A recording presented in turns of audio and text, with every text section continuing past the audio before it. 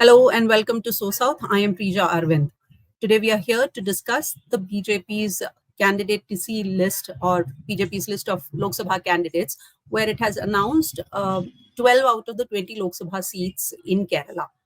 Now, that happened on Sunday, but yesterday, on Monday, there were a lot of activities in the state in connection with this list coming out.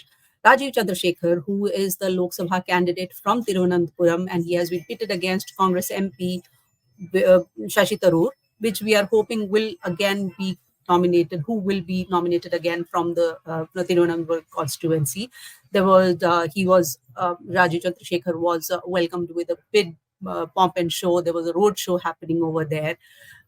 But also, on the other hand, the newly inducted leader into the BJP, called BJP PC George, who merged his Kerala Janapaksham secular with the BJP last month, had been eyeing the Pathanamthitta seat, from where Anil Antony has been named as a Lok Sabha candidate. Now, Anil Antony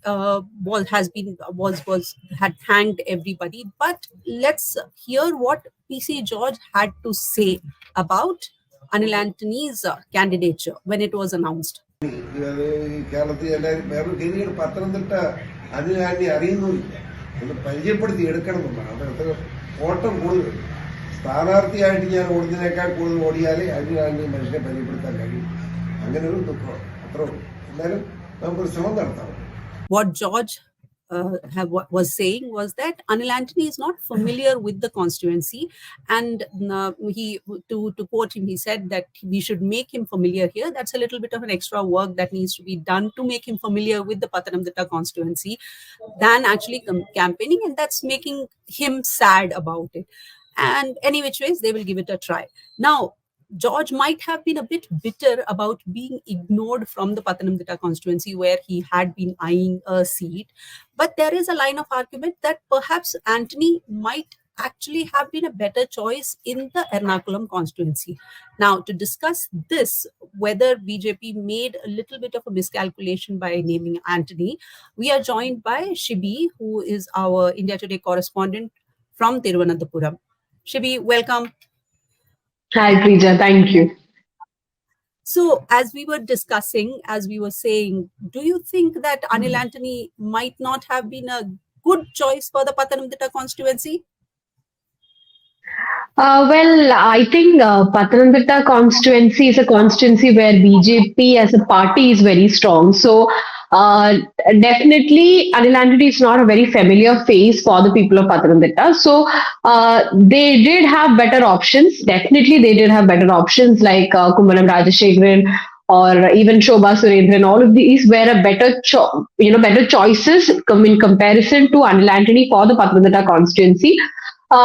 But yes, he was initially actually considered for Ernakulam constituency, because Ernakulam has around 50% Christian population. So they are the deciding factor in Ernakulam, and the Latin Catholics have very strong influence. And if you look at the Ernakulam constituency history also, they've continuously elected Latin Catholic MPs also to the parliament. So Anil Antony was considered initially for Ernakulam. That's a constituency where all the parties field somebody from the Christian community. So that was what we expected. Even in Pathanamthitta, that is the case with left and Congress. Whether it's last time it was Antony and the left had fielded Veena George, because the church has a very strong influence in Pathanamthitta. But the fact is that Pathanamthitta, since Shabarimala is situated there, last time Surendran, the BJP state president, had contested, and he was successful in increasing the vote share.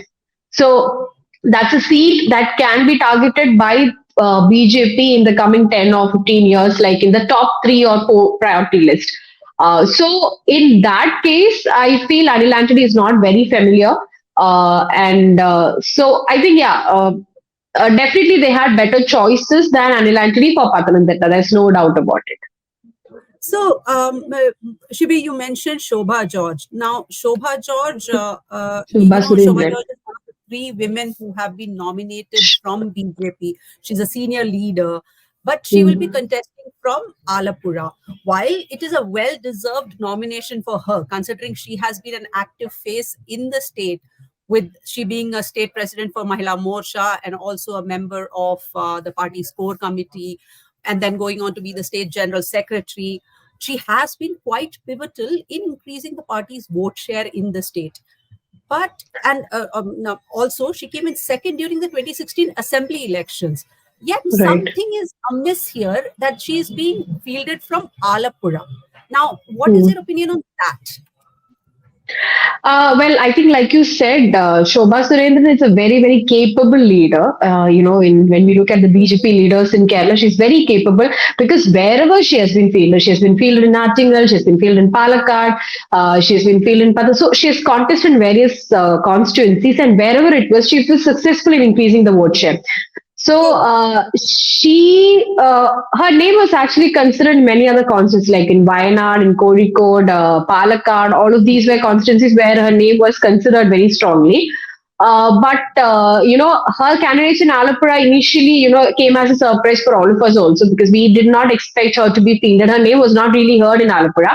But in a way, I think they did have a plan, maybe because if you look at the vote share increase, 2019, like from being in thousands to in 2019, the vote share has gone to like 2 lakh votes. Like they're Correct. more than 2 lakh votes. So maybe that could be the reason why she was fielded from Alapura, hoping that in 2024 she'll succeed to, take that 2 lakh vote share to another 1 lakh more, or, probably that could be the reason that she's been fielded there. But yes, she did have, a little more stronger seats as far as the party is concerned. But yes, if the party needs to grow, they need to increase the vote share consistently because because they're competing in the state against two strong parties that has been in the state for like decades. Like their base and the ground is very strong.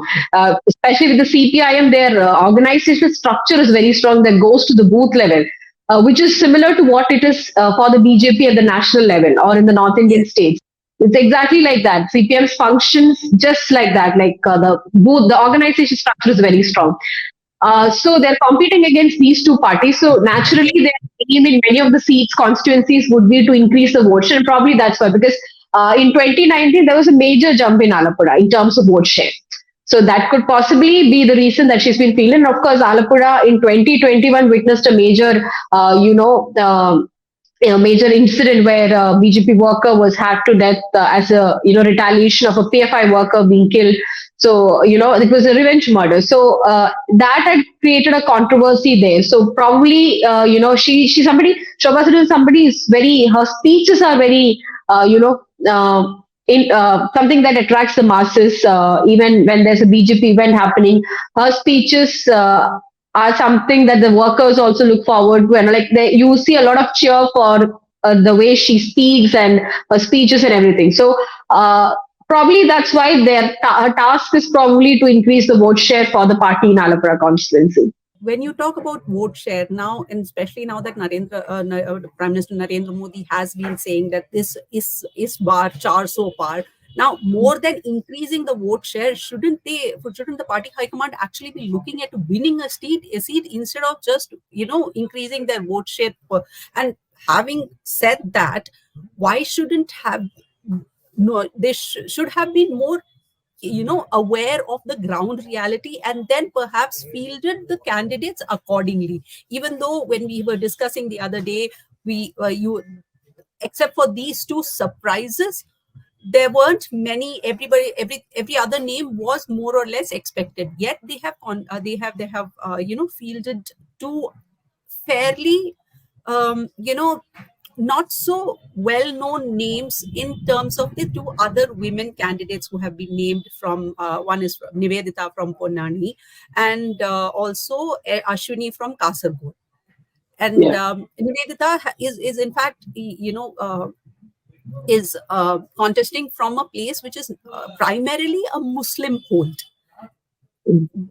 Having known that, what do you think should have actually been the BJP's game plan in terms of putting this list out? Even though they were only second to CPIM bringing out its or left the LDF bringing out its Lok Sabha candidate list. See, to be honest, it's not really possible to overcome two parties that has been in the state continuously for so long, and also to it's not like, I mean, what I'm trying to say is that left and Congress are very strong in Kerala. Like whatever is being and said, there, the ground support for both the parties are still very strong in all the districts. So it's not very easy for BJP to come into the picture as a and make it like a left versus BJP or a Congress versus BJP very soon. It will take some time. Uh, though Kerala is a Hindu majority state where like with 52% of the community, 52% of the entire population being from the Hindu, which is something not a lot of people I feel is not really aware of, that Kerala is a Hindu majority state. That's 52% of the Hindu population. Correct. But the other 48% are the Christian and the Muslim community. So it's not easy for them to very soon, venture into that vote bank and take away those votes from left and Congress. They have been Okay. consistent voting for the, and Keralites are very aware, like they're very political, extremely political community. They are not just about Kerala. They are aware of whatever is happening in anywhere in the country. They like to be updated and all of this. So like even on this, like when you're traveling in an auto, you might see the auto driver listening to a debate on a Malayalam news channel. So that's how it is. So they're very much aware. So their political affiliations are very strong. It's not easy for a party like BJP in Kerala to, overthrow left and Congress and, come into the center stage. That's not very possible. That's not easy. I'm not saying it's impossible, but it's not easy. So probably that's why they're still, struggling to find proper candidates in each constituency.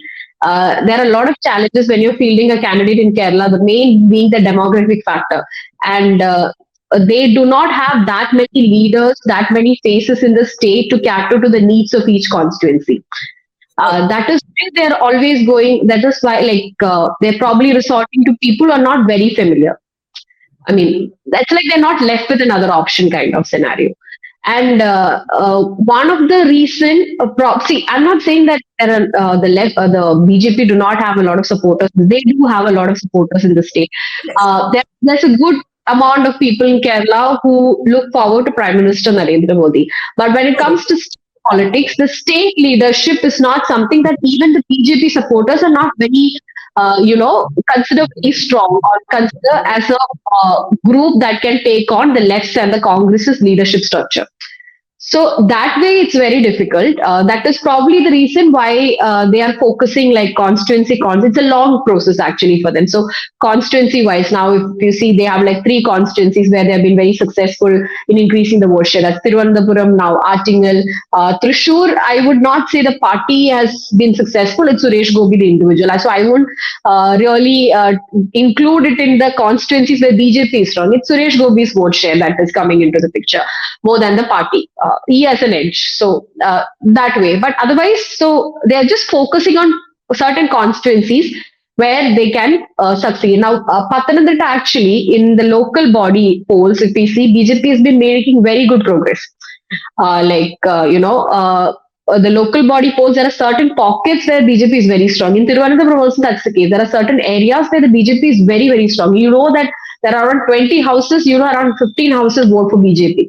So there are certain areas like that. So they are right now focusing on 2 or 3 constituencies where they have very good vote share, where they see, things turning in their favor, at least if not this election or whatever, at least in the next few years, it can come in their favor. So that is what they're doing. And I think, it's not easy for them to find very familiar faces for all the 20 constituencies as of now, because the local leadership is in, except for 4 or 5 or 6 or 7 of them, nobody is very aware of the BJP leaders.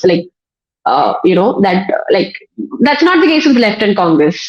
Like you're fielding somebody in all the 20 seats, everybody's aware of all of them. So that is a major challenge for the BJP here. So you mean to say that BJP is kind of playing a long game when it comes to Kerala politics, so that slowly by each election, with each from the grassroots level in elections, it's trying to make inroads into vote share so that it can actually build up to being a strong contender in the state when it comes to facing the other two uh, big wigs in the state, which has always been a dichotomy, as you said. Kerala politics has always been a very bipolar state in terms of that manner. In that manner, I think then we should be looking at them playing a long game instead of looking at just 2024 as the 2024 is another stepping stone or another step in the ladder for them to climb up to the top. Am I understanding it correct? Yes, and I think I'm not saying that it should be like that. It can only be like that. There's no other possibility also, because the BJP's votes comes from the Hindu vote bank in any part of the country. In Kerala, there's a solid 48% of minority population in Kerala. And the entire Hindu vote bank or the Hindu community would not vote for BJP, because the left and the Congress has very strong influence in the among the Hindu voters also, especially with the Irava community, which contributes to around 26% of the entire state's population. Where the left, since decades, like since the beginning, since the birth of Communist Party in Kerala, has been very strongly involved in the have been successful in getting the Irava vote bank. So right now, the BJP actually is trying to venture into that vote bank of the CPIM, as well as the Nair vote bank of the Congress. Nair vote bank is actually everything. The Hindu votes are split, but the Congress has influence among the Nair community, left has influence among the Irava community. So the BJP's task right now is to get votes from those corners, actually, those communities actually. So that is the only way possible, and that is a very time-taking procedure also. And the demography of it is such that it's not very easy for a party like BJP to make inroads in the state, But I think apart from all of that, I also feel the state leadership needs to be a little more stronger. They should have strong faces. Like in Tamil Nadu, there's an Annamalai who is in the picture there, constantly attacking DMK.